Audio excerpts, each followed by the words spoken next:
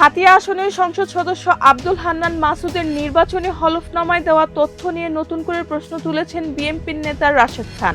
তিনি দাবি করেছেন, একটি টেলিভিশন টকশোতে অংশ নিয়ে হান্নান মাসুদ নিজেই হলফনামায় অসত্য তথ্য দেওয়ার বিষয়টি স্বীকার করেছেন।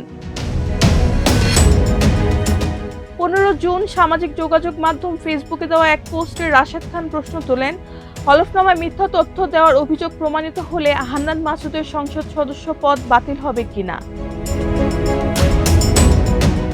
রাশেদ খানের ভাষ্য অনুযায়ী টকশোতে হান্নান মাসুদ বলেছেন, ভবিষ্যতে ব্যবসা বাণিজ্য ও আয়কর সংক্রান্ত সুবিধার কথা বিবেচনা করে আইনজীবীর পরামর্শে হলফনামায় কিছু তথ্য উল্লেখ করা হয়েছিল।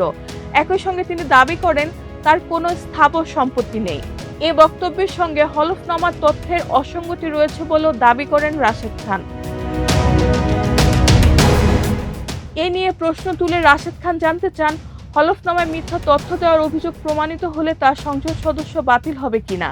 তিনি নির্বাচন কমিশনের পূর্ববর্তী বক্তব্য উল্লেখ করেন, যেখানে মিথ্যা তথ্য প্রমাণিত হলে প্রার্থিতা ও সংসদ সদস্য পদ হারানোর বিধানও রয়েছে বলে বলা হয়েছিল।